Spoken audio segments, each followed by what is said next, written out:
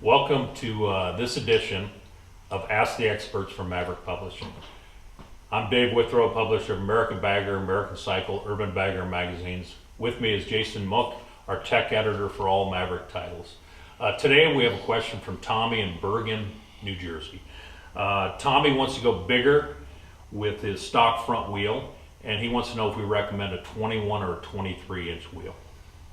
It's a good question. Obviously, we know that the big wheel bagger thing is not slowing down. We see it, picking up speed. I guess really it boils down to your budget and also what you want to do with your bike. Okay, if you just put a 23 on the front and you don't stretch the bags or do anything in the back, it just looks off balanced. It doesn't seem like it's gonna kind of fit from back to front. So with a 21. You can not have to change your trees. If it's a 14 and later, you're going to have to use fender spacers. Most of those come with the 21s now. And you can keep your stock bags or do a slight like 2.7 or 4-inch stretch. It's going to look nice. If you do a 23, at a minimum, you have to do trees. You have to. We've heard the horror stories, right, of people that just put longer fork tube extensions on and they modify a fender and the bike's not going to handle correctly. It all boils down to rake and trail when it comes to changing, your front wheel. Well, I've got a 21, had a 21 for years. I have a 23. The 23 is my personal favorite wheel. I think it's the forgotten wheel because a lot of times guys go from a 21 and then end up going to a 26. So to me, don't buy a new wheel twice. If you know you're going to stick with the 21 and you're doing it for performance reasons, then get the 21. But think about a 23. It's a great wheel out there, and they've got great tires for it.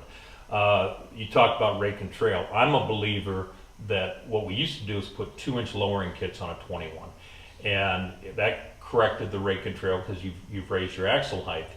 But the problem was that it gave you a clunky front end. What we've been doing a lot lately is using trike trees, and they bolt right on, and they kick it out. They give it a great stance, and it rides amazingly. So think about the trike trees for the 23. Yep. There's a couple choices with the 23. You can just do a set of trees. Hog halters, Arlen Ness. They make great trees. There's more of them out there. You don't have to cut your neck. You save some money there.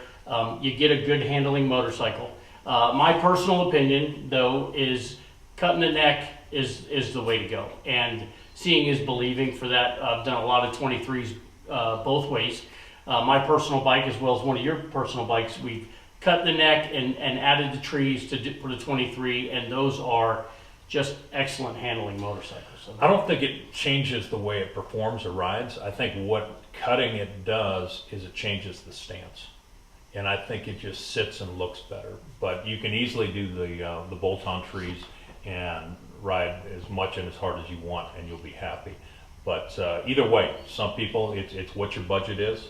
It's what you want to do with it. I think a lot of times people are hesitant to cut their neck because what if I want to sell it and the next guy doesn't want a 23, or it's harder to sell. So guys like that, if it's your budget or if you're worried that long term you're going to lose resale, then go with the bolt-on trees.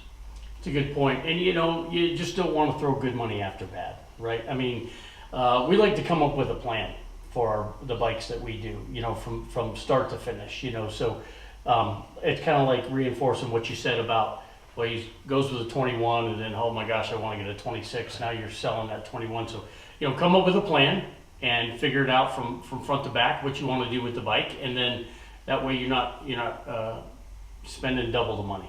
Well, and a lot of people don't realize selling motorcycle parts is like selling your girlfriend's ex-ring. You paid $10,000 for it, and now you're lucky to get $3,000. So don't just think, well, I bought it for $1,000, I'll get $1,000. Now you may be lucky to get $250, or it's sitting in your garage for a long time with a matching fender. Yeah, collecting dust. This episode, well, first, hopefully, Tommy, we answered your question on the 21 or 23. You're going to be happy either way. And the 21 is the most popular. People see the big wheel bags out there, the 26, the 30. The 21 is still the most popular wheel to customize. So Tommy from Bergen County, hopefully we answered your question. Anybody else have questions for us, feel free to drop us an email at letters@ambagger.com. And this episode was brought to our friends at Hard Drive. You do a lot of stuff with them. You know their products. You know they've got an exclusive with people like Jesse Rook. And, Yep. and I think they're up to 1,800 aftermarket shops and Harley dealers in the United States right now. So if you want to learn more about them, you can log on to hdtwin.com.